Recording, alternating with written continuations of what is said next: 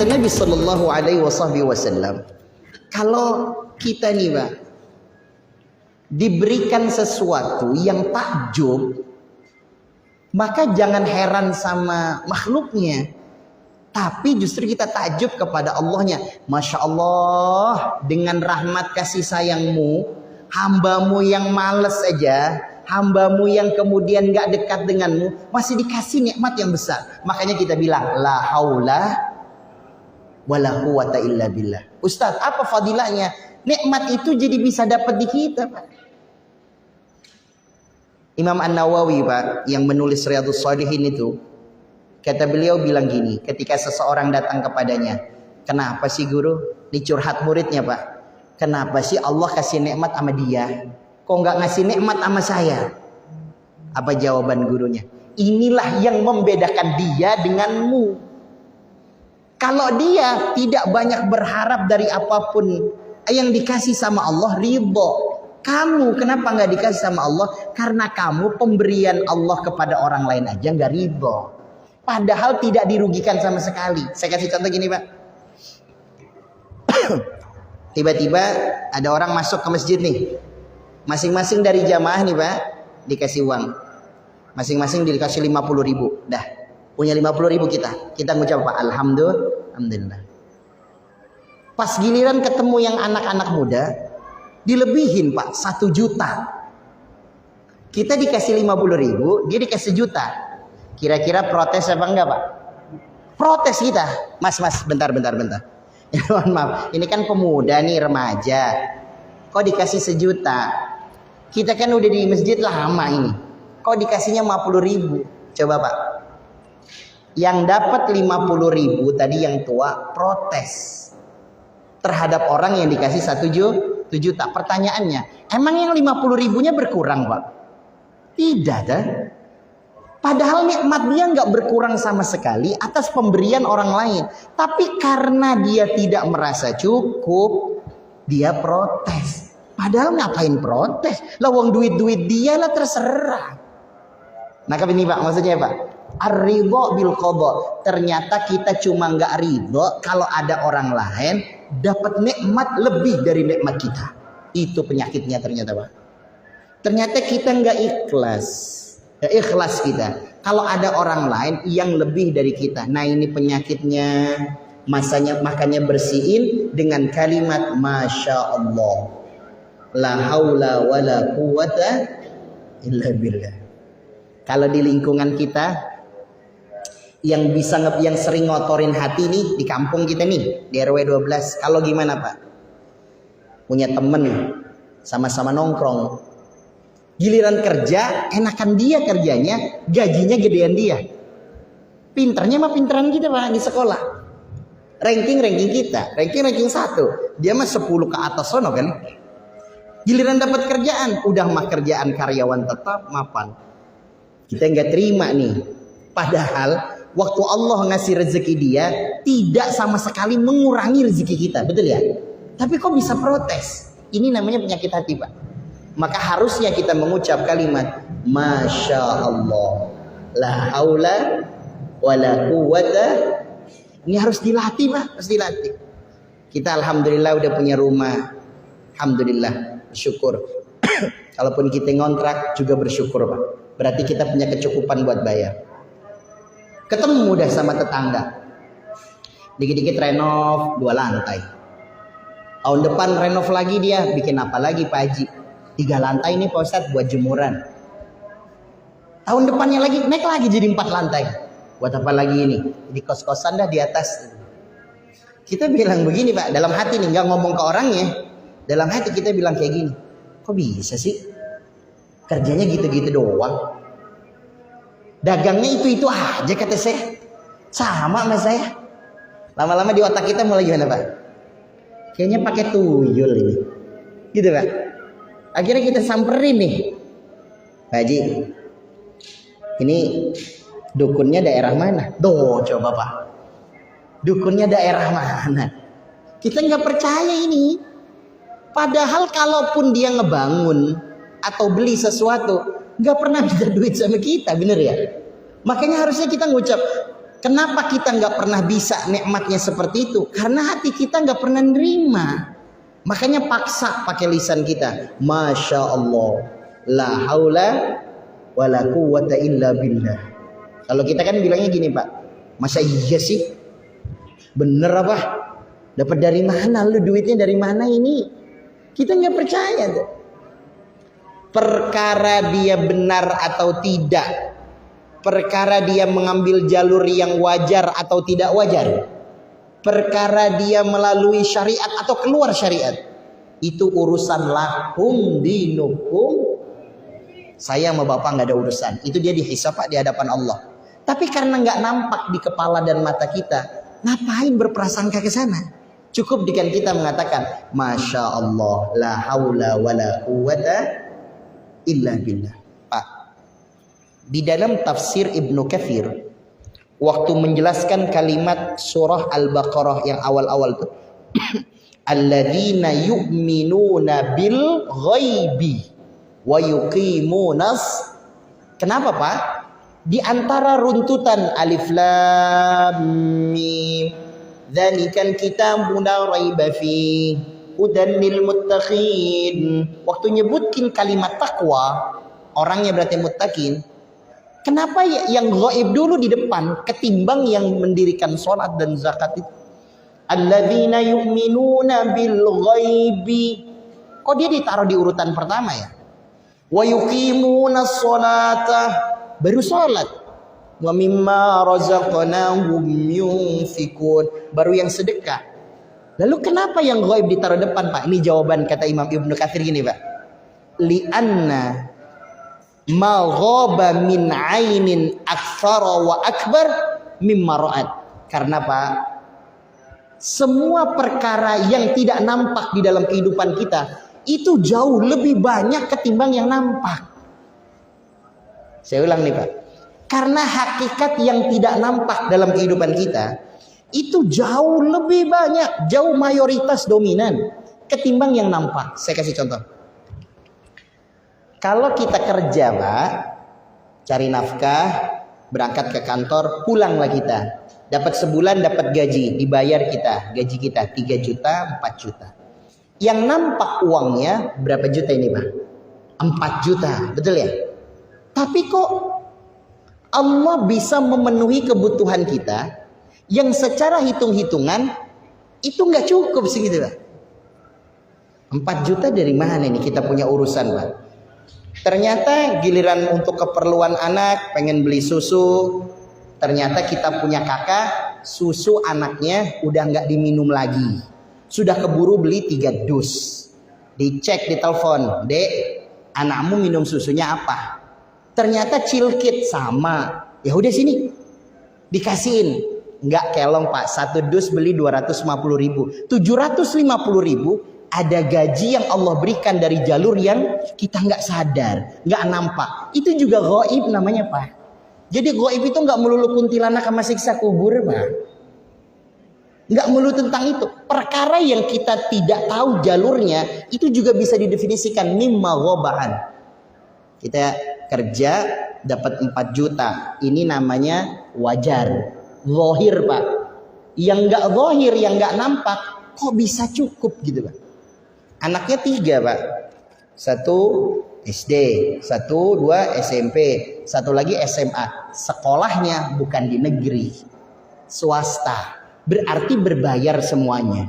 Bisa cukup. Nah ini yang kemudian disebutkan. Ternyata Pak, yang tidak nampak dalam hidup kita jauh lebih banyak, jauh lebih besar daripada yang nampak. Maka jangan kaget terhadap yang nampak.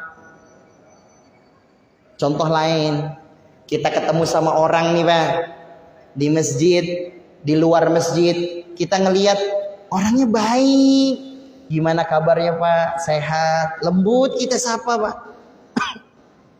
Nggak tahu nggak apa kabar apa-apa, tahu didatengin sama polisi, diangkut Pak.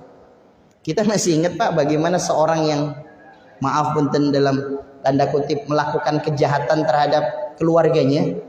Itu baik banget sama tetangganya, bagus sama tetangganya. Itu yang zahir. Yang gaibnya kita nggak ngerti. Makanya kata Nabi SAW, makanya dalam tafsirnya Ibnu Katsir mengatakan, kenapa Allah sebutkan di dalam ayat Al-Baqarah awal tuh, alladzina yu'minuna bil ghaib. Kenapa yang gaib duluan? Kenapa derajatnya yang depan? Karena yang di dalam hidup kita lebih banyak yang gaib ketimbang yang zahir. Kita tanya begini, Pak. Kok bisa, Pak? Bisa punya pekerjaan di tempat kayak gini, mapan, gajinya besar. Jawabannya apa? Nggak tahu, Pak Ustadz. Selalu jawabannya gitu. Pasti nggak bisa detail, Pak. Saya tuh tadinya kerja di sini, Pak Ustadz. Terus di PHK. Malah saya ketemu sama kawan diajak. Tadinya gaji saya cuma 7 juta. Sekarang udah bisa 32 juta, Pak Ustadz. Dari mana, Pak? Nggak tahu tuh, Ustaz. Nggak tahu detailnya. Karena nggak paham. Memang nggak zahir, Pak. Tidak nampak, nggak zahir. Terlalu banyak perkara-perkara yang tidak nampak dalam kehidupan kita, yang menjadi dan mengelilingi semua kehidupan kita. Rezeki, keluarga, anak, itu semuanya yang zahir kelihatan, tapi yang nggak kelihatan lebih besar. Contoh, Pak, anak kita. Tahu-tahu anak kita punya sifat pinter gitu, Pak. Cerdas. Kapan cerdasnya coba? Kapan bisanya coba? Kapan ngertinya coba? Ini lagi goib ini. Dia bawa coba, la ilaha illallah. Ini kalau bukan anaknya Ustadz bagaimana ini, Pak? Allahu akbar walillahil hamd. Ini yang kemudian dimaksudkan, Pak. Dia cakep banget lagi tuh, Pak. Allahumma salli ala Muhammad. Maka kata Nabi sallallahu alaihi wasallam, kalau kita melihat apa yang kemudian dirasakan oleh orang lain, diberikan sama orang lain, cukuplah kita mengatakan Masya Allah, la haula wa la quwata illa billah. Hadis yang sekarang, Pak. Kana la yaqumu min majlisin. Ada seseorang di dalam satu majlis, Pak. Lalu kemudian mereka berkumpul dalam kebaikan. Bisa majlis ilmu, bisa selain majlis ilmu. Kumpul gitu, Pak. Musyawarah. Kumpul-kumpul atau majlis ilmu. Rapat, meeting. Tidak disebutkan secara detail hadisnya nih, Pak. Lalu kemudian setelah selesai, qala subhanaka Allahumma rabbi wa bihamdika asyhadu an la ilaha illa anta astaghfiruka wa atubu ilaih. Kita biasa nih, Pak. Selesai kita kumpul, apakah meeting, apakah di majelis ilmu ataukah briefing, lalu berucap dengan kalimat Subhanakallahumma wa bihamdika asyhadu an la ilaha illa anta astaghfiruka wa atubu ilaik. Maka lanjutan fadilahnya adalah la yaquluna ahadun haitsu yaqumu, tidaklah seseorang waktu dia duduk mengucap kalimat tersebut saat dia berdiri min majlisihi, dari tempat dia duduk tadi, meeting, briefing, atau kemudian majelis ilmu, majelis zikir, illa ghufira lahu, kecuali Allah sudah ampuni kesalahan-kesalahannya fi dzalikal majlis, melalui barokah tempat tadi dia berkumpul. Jadi kalau kita udah kumpul apa aja ini, Bapak? Ini macam-macam ya, Pak. Boleh meeting, boleh briefing. Lalu kemudian kita tutup. Dan macam-macam cara menutup, Pak. Bisa ditutup dengan yang paling pendek. Kalimatnya apa, Pak?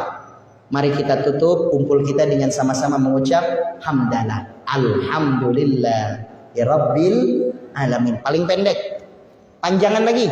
Mari sama-sama kita tutup, Pak, dengan kalimat subhanakallahumma wa bihamdika asyhadu an la ilaha illa anta astaghfiruka wa atubu ilaik. Kafaratul majlis yang biasa kita baca itu. Maka kalau kita baca ini, kata Allah, sebelum kita bangun dari tempat kita, Allah udah ampunin dosa kita. Atau cara yang lainnya, pakai doa, dipimpin nama gurunya, lalu kemudian yang lain mengaminkannya. Hadisnya diriwayatkan oleh Imam Muslim. Nabi SAW jalasa ma'a ashabihi, duduk-duduk kumpul, ada 7-10 sahabat. Lalu kemudian ketika sudah selesai duduk berkumpul, Nabi mengangkat tangannya lalu berkata, Allahumma ja'al jam'ana jam'an marhuma, jadikan kumpul kami jadi kumpul yang dirahmati, wa mubarakan, dan kumpul yang diberkahi. Lalu Nabi menutup doanya dan kami pergi bangun dari majelis. Boleh 3, walaupun masih banyak lagi yang lain. Jadi boleh paling pendek Pak, mari sama-sama kita tutup dengan membaca hamdalah. Boleh sama-sama kita tutup dengan subhanakallahumma wa bihamdika asyhadu an la ilaha illa anta astaghfiruka wa atubu ilaik. Ini kalau nggak biasa ketukar-tukar nih Pak. Nih subhanakallahumma nih, kalau jadi MC Patri nggak hafal, muter-muter nih. Kalau nggak hafal jangan coba-coba baca ini dah. Baik Bapak-bapak sekalian, kita tutup dengan subhanakallahumma wa bihamdik subhanallahil azim astaghfirullah. Hilang. Kalau lagi nggak konsen Pak, bener Pak. Kita ulang, sama-sama baca subhanakallahumma barik lana fima razaqtana. Mau makan lagi, udah lapar ini berarti. Kalau nggak biasa nih Pak, nggak hafal-hafal banget ini, susah ini. Cara saya nih, begini Pak caranya. Kalau jadi MC nih, kalau nggak hafal depannya aja lah biar keren. Sama-sama kita tutup dengan subhanakallahumma wa atubu ilaik wassalamualaikum, gitu Pak. Itu namanya ngeles supaya gampang Pak, biar keren, biar panjangan, ketimbang hamdalah nggak terlalu keren gitu kayaknya. Ya pokoknya kalau nggak hafal mah yang biasa aja.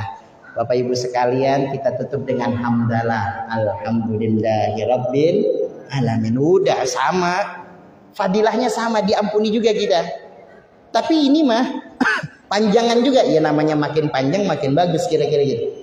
Maka siapa orang kalau udah kumpul, ada briefing, ada meeting, di mana aja Pak, subhanakallahumma bihamdika. Tapi sekali lagi Pak, jangan norak dong. Kullu maqamin maqal. Setiap tempat sesuaikan ucapannya, dan ucapan kita sesuaikan tempatnya. Kalau briefing sama klien, gak usah pakai begini Pak. Kita ketemu sama klien kita Cina misalnya, orang lain gitu Pak, meeting di kantornya, nggak usah pakai kita tutup dengan kafaratul majlis, nggak ngerti mereka Pak. Subhanallah, nggak usah. Ya udah ngikutin gayanya mereka aja. Jadi kalau kata mereka gimana Pak, udah selesai meeting kita? Oke, terima kasih. Kita ketemu lagi insya Allah schedule-nya di 2 pekan yang akan datang. Makasih Bapak sekalian. Ketemu lagi nanti kita minggu depan. Udah salaman out. Sudah Pak. Ngikutin gayanya orang lain. Klien kita depannya siapa? Kalau yang nggak biasa ya jangan. Jadi kalau kita kumpul sama customer, klien kita, terus kumpul berempat berlima, nggak usah mengambil keberkahan. Kita tutup dengan kafaratul majlis. Subhanakallah, nggak usah Pak, nggak usah terlalu berlebihan. Santai saja. Maka kata Nabi, siapa orang yang kemudian dia duduk la yaqumu min majlisin, dia tidak bangun dari majlisnya. Majlis tidak hanya majlis ilmu, bisa kumpul-kumpul musyawarah pengurus masjid, bisa kumpul-kumpul kita Pak RT ataupun di RW. Lalu kemudian tidaklah bangun dia kecuali dengan mengatakan subhanakallahumma bihamdika asyhadu an la ilaha illa anta astaghfiruka wa atubu ilaika. Maka kata Rasul sallallahu alaihi wasallam, illa qad ghufira lahu min dzalikal majlis, kecuali dia udah bersih dosanya sebelum dia bangun. Pak, berarti kita nih kalau ada di majelis ilmu, kita duduk, maka kemudian nanti kita bangun, Allah bersihin kita punya dosa, kosong lagi bersih. Nah, nggak apa-apa Pak, nyender boleh, selonjoran boleh, nggak ada masalah Pak. Apalagi Pak, miring boleh. Apalagi Pak, apalagi gaya model kita ngaji boleh Pak, udah nggak masalah. Nggak ada masalah. Ada orang nih Pak ngaji sama saya nih, dari awal nyampe udah tidur, selesai langsung doa Pak. Waktu ketemu sama saya dia bilang gini, Masya Allah berkah Pak Ustaz. Apa orang dia tidur dari awal sampai akhir? Dia bilang berkah-berkah. Masya Allah Pak Ustaz, semangat banget Ustaz. Apa hanya orang dia juga tidur Pak? Tapi saya udah belajar dari yu'minuna bil ghaib. Mungkin matanya yang tidur. Kali hatinya Pak tidur juga. Kali bangun, Allahu a'lam hati kita. Makanya kata Nabi SAW dalam hadis yang lain, orang kalau udah hadir di majelis ilmu, dia bangun, dia tidur, kayak dia duduk, dia bagaimana modelnya, tetap dicatat kebaikan, Pak. Dicatat kebaikan sama kita. Andailah ada orang yang duduk di majelis ilmu 5 menit, 10 menit, ngebahas satu ayat, satu hadis, satu bab, lebih baik daripada orang yang sholat sunnah 100 rakaat. Jadi kalau misalkan ada orang yang sholat sunnah awabin gitu, atau sholat sunnah mutlak 100 rakaat, berarti kan 50 kali sholat. Bapak duduk aja dengerin tuh, Bapak afdol tuh lebih baik. Lebih baik. Maka kemudian kata Nabi, kalau kita ada kesempatan bisa hadir di majelis ilmu, maka kemudian jangan sekedar duduk langsung pergi. Selesaikan, tuntaskan sampai pemberi nasihat atau pemateri atau ustadznya menuntaskan taklimnya. Apakah dengan mengucap Alhamdulillahirabbil alamin atau subhanakallahumma wa bihamdika, atau dengan kita mengangkat astaghfirullahaladzim Allahumma ja'al jam'ana hadza jam'an marhum. Masing-masing Pak ngikutin sesuai dengan kebiasaannya aja. Saya mah pernah ngelihat di sini ada ustadz kalau selesai mimpin pakai doa. Dulu Ustadz Farhan ya namanya. Ya Ustadz Farhan ya. Dulu kalau saya ngelihat, beliau kalau udah selesai nutupnya pakai doa. Ada lagi yang nutup pakai. Ya, ikutin aja. Gimana sebelum pendahulunya bagaimana modelnya gitu. Ditutup ya, sudah ditutup. Di tempat ini, di tempat sana pakai kafaratul masjid, kafaratul majlis. Ada yang digabung semuanya ada. Pengajian ibu-ibu semuanya dibaca Pak. Kita tutup dengan hamdalah, alhamdulillahirabbil alamin. Kafaratul majlis, subhanakallahumma. Ibu-ibu Pak nggak bisa dilawan. Sebelum itu ustadznya udah mimpin doa. Itu udah bukan bersih lagi dosa kita Pak. Kering udah, itu nggak ada lagi Pak. Mau gimana itu coba? Yang bapak-bapak kita nggak usah Pak, biasa-biasa aja. Tema doa-doa bareng udah. Berarti Ustaz, kalau seandainya Allah kemudian takdirkan kita ada di dalam satu majlis, lalu kemudian seandainya tidak dipimpin Pak, sama kumpul sama klien, nggak mungkin dong baca hamdalah gitu Pak, karena bisa jadi dia non muslim gitu Pak. Maka kitanya yang baca. Habis duduk bareng sama klien 3 orang, kita habis meeting, ngomongin investasi kah, ngomongin investor kah, ngomongin tentang proyek kah. Udah selesai, oke ya Mas, oke, saya pamit ya, pergi. Sebelum kita bangun begitu Pak, keluar, maka kita tuntaskan dengan membaca subhanakallahumma wa bihamdika asyhadu an la ilaha illa anta astaghfiruka wa atubu ilaik. Ini boleh dibaca sendiri, boleh dibaca rame-rame. Jadi kalau udah habis kumpul-kumpul, ternyata yang megang mic nggak memimpin untuk menutup majlis, nggak menutup dengan alhamdulillahirabbil alamin, MC-nya nggak menutup dengan sama-sama kita tutup dengan hamdalah, nggak gitu kan, macam-macam. Ada yang ya terima kasih atas semua kehadirannya, dan kan nggak mungkin pakai kafaratul majlis itu ya Pak. Yang kalau salamnya kayak gitu tuh Pak, yang ya kami ucapkan terima kasih kepada yang sudah hadir. Nggak mungkin sama-sama kita tutup subhanakallahumma, nggak mungkin Pak. Nggak mungkin kan ya. Pasti kita tutup dengan satu buah gitu kan ya Pak. Saya sebagai MC mengucapkan terima kasih, wassalamualaikum, kan gitu Pak. Nah itu walaupun MC-nya nggak nutup dengan itu, kitanya yang nutup lah. Subhanakallahumma bihamdika asyhadu an la ilaha illa anta astaghfiruka wa atubu ilaik. Kita yang baca. Penting ini Pak, penting banget. Supaya apa? Dari satu majlis ke majlis bersih gitu Pak. Nggak ada kotoran. Udah Ustadz, masa sih Ustadz ada orang datang ke majelis kotor? Malah dosa. Bisa Pak. Bisa banget Pak. Apalagi kalau sama ibu-ibu sering bercanda Pak. Bisa banget kita harus baca doa. Kenapa? Kadang-kadang datang jamaah baru. Kelihatan Pak, yang dibawa tasnya tuh Pak. Itu bisa gitu Pak. Bisa ada kode-kode. Kalau kita sih enggak sih, kita nggak pernah kayaknya ada jamaah baru, pecinya baru nih, nggak pernah kayaknya gitu.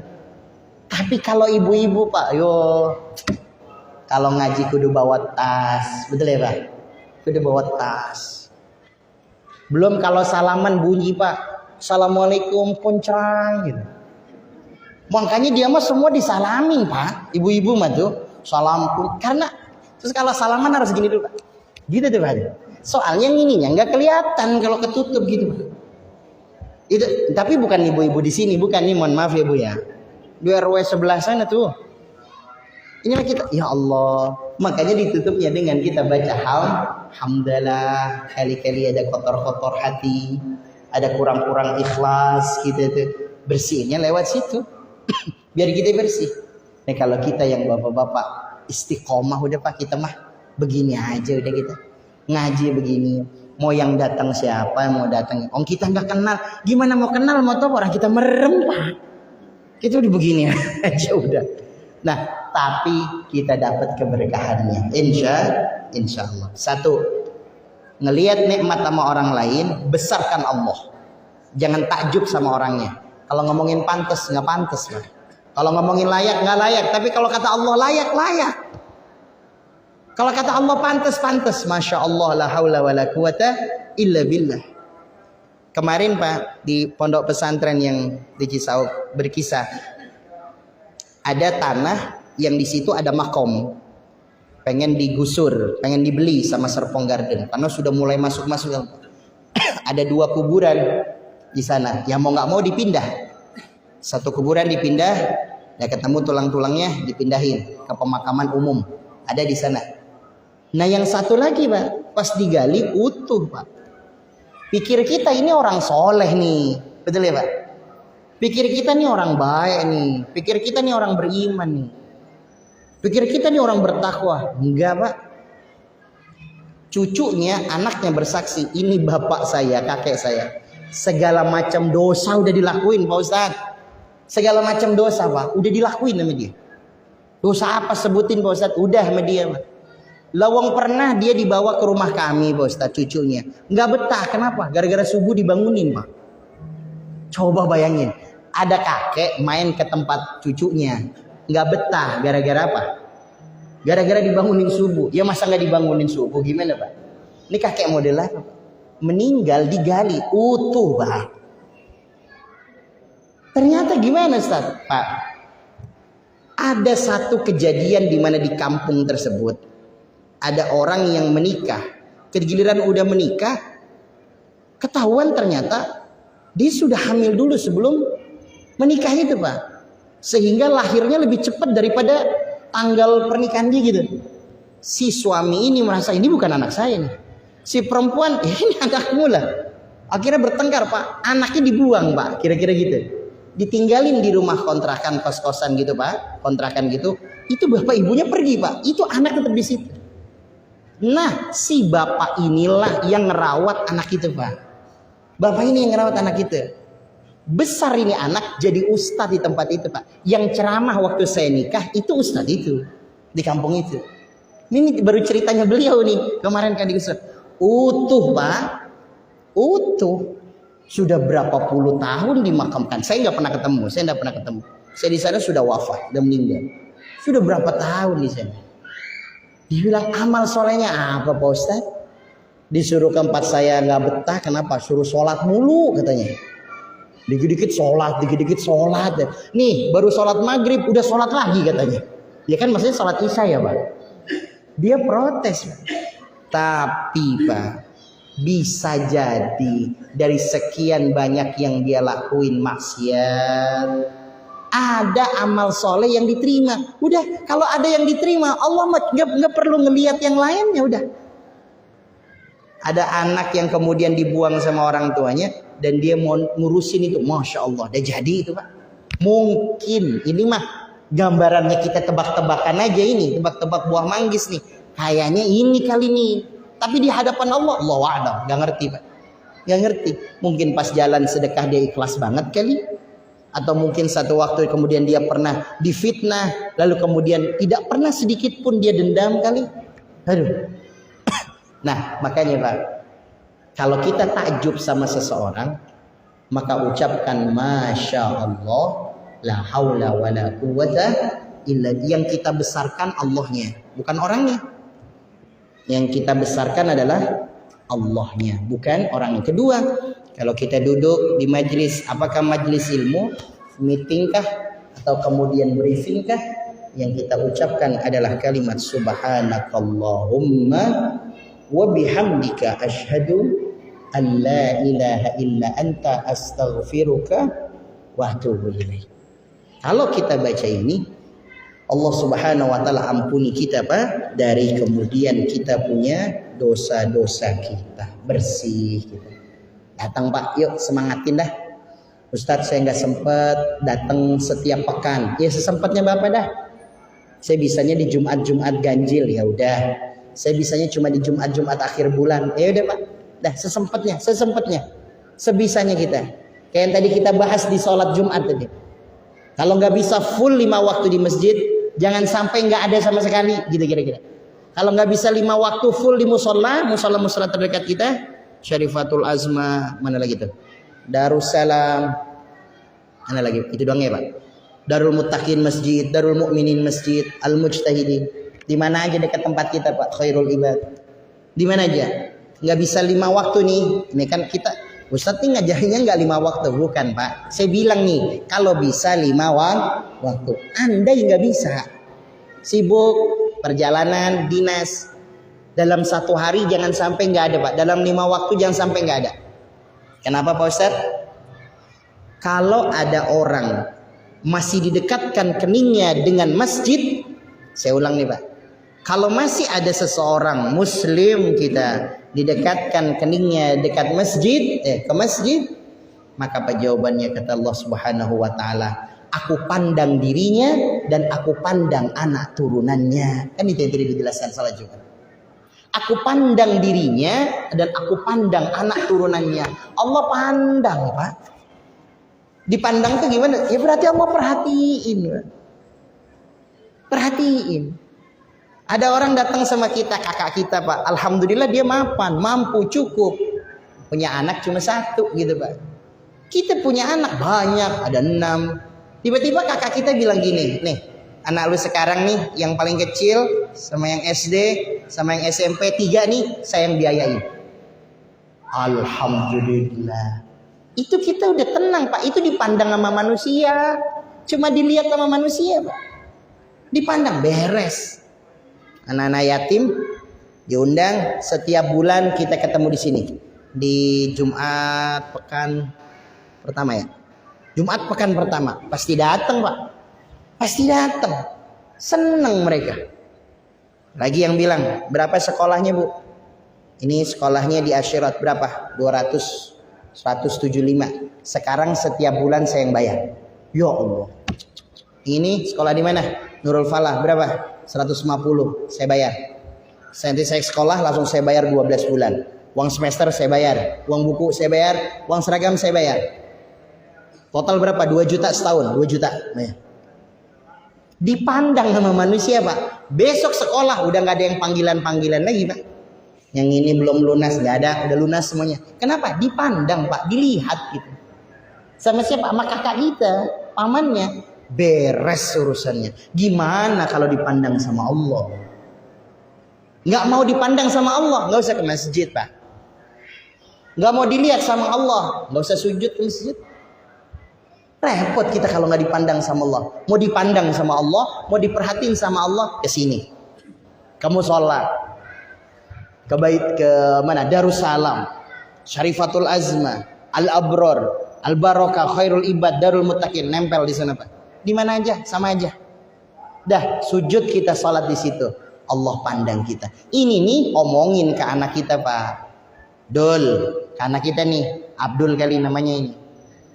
Dul, kamu udah besar, udah mau kerja, mau dipandang sama Allah. Sesibuk apapun, cari di mana bisa sholat di musola. Gitu Pak. Ya sholat di masjid. Sekarang kamu udah gede, bapak udah nggak bisa nasihatin terus ini. Udah jarang ketemu, kamu udah kerja, bapak juga kerja. Subuh lah ke masjid. Kalau berat subuh, zuhur, asar, masih berat juga maghrib kali. Kalau maghrib udah di rumah pak, berat juga isya, berat juga 5 waktu. Ya berarti sulit ntar dipandang sama Allah. Maka kesempatan kita ini mencuri perhatian Allah lewat apa pak? Masjid. Kok bisa sister? Bapak coba sekarang bapak punya rumah. Orang yang sering silaturahim ke rumah ke tempat kita pak, ama yang gak pernah sama sekali, kita lebih ingat yang mana pak? Lebih ingat yang ini pak. Ini nih sering main ke tempat saya, masya Allah. Apalagi bawa teng-tengan pak. Bodoh, makin diingat itu. Assalamualaikum Ustaz. Ada apa pak? Dia bilang, kangen aja sama Pak Ustaz. Ada duren bawor nih Pak Ustaz. Allah, 2 buah. Kayak bapak-bapak gitu kalau main ke tempat saya gimana dah? Saya udah paham banget, udah ngerti banget. Assalamualaikum Ustaz. Salam. 2 rantang pak. Oh rantang itu zaman dulu. Itu yang 3 lapis itu pak. Nasi paling atas, paling bawah biasanya pak. Paling bawah nasi, nomor 2 sayur asam, nomor 3 ayam 2 potong paha sama dada. Udah saya udah paham, udah ngerti saya. Itu datang gitu. Assalamualaikum Ustaz. Dia buat Ustaz biar buat makan siang buat ini sama Umi, dia bilang. Ini yang datang begini sama yang jarang datang, mana yang diingat pak? Yang ini pak. Besok datang tuh. Assalamualaikum, nggak bawa apa-apa. Kita tengok-tengok pak. Nggak bawa apa-apa nih. Jadi yang dikangenin sebenarnya rantangnya pak. Orangnya mah nggak penting-penting banget kayaknya. Ini kita datang ke rumah Allah. Bingkisannya apa sih Pak Ustadz kalau ke rumah Allah nih Pak Ustadz? Nih Pak, sholat. Sebelum sholat ada zikir. Ba'da sholat zikir, doa. Itu bungkusan-bungkusannya. Ya pasti dong Pak. Yang kelihatan datang ke rumahnya Allah, ya Allah pandang, Allah kenal. Maka kenapa Pak? Orang yang sering ke masjid doanya lebih cepat didengar ketimbang yang jauh dari masjid. Kenapa kemudian doa kita yang dipanjatkan jauh lebih cepat dikabulkan? Karena kita main ke rumahnya Allah, mampir ke rumah Allah. Kan? Jangan hanya sekedar kita kemudian datangnya hanya pekanan. Sholat Jumat. Untung wajib jamaah Jumat Pak. Kalau nggak wajib jamaah Jumat, berarti kita ke masjid cuma 2 kali setahun. Dul Fitri sama Dul Adha. Duh Pak, kayak apa kita? Jadi pas ke masjid udah perombakan ke Al Barokah. Oh ini udah berubah ya. Dia ke masjid, ada orang yang datang ke masjid Pak. Dia kaget. Oh masjidnya udah lantai 2. Dia nggak tahu masjidnya lantai 2 Pak. Terus saya tanya, emang Bapak tinggal di mana? Tinggal di sini Pak Ustaz. Cuma emang saya jarang sholat di sini. Tinggal di sini Pak. Nggak tahu kalau masjidnya udah lantai 2. Dia pikir masih musola kali ingetnya ya. Udah saking jarangnya ya karena ketemunya Idul Fitri sama Idul Adha saja. Untung Jumat diwajibkan, jadi kita masih bisa sini. Maka apa? Kata Nabi, 5 waktu di masjid sekiranya bisa full, alhamdulillah. Sekiranya tidak bisa, Bapak terutama kita Pak sebagai laki-laki, pastikan ada 1 yang ada di sini. Maghrib, Isya, atau subuh, mana yang bisa? Saya tidak ajarkan untuk Ustadz berarti ngajarin cuma 1 sholat doang. Ya enggak. Saya ngajarin semuanya kalau yang bisa. Kalau sekiranya kita ada kesibukan, maka kemudian ini yang diingatkan oleh Allah Subhanahu wa taala. Terakhir Pak, yang kita ambil dari hadithul Nabi sallallahu alaihi wasallam, pertama, masya Allah la haula wala quwata illa billah. Kedua, kalimat subhanakallahumma bihamdika asyhadu an la ilaha illa anta astaghfiruka wa atubu ilaik. Yang ketiga, kata Nabi sallallahu alaihi wasallam,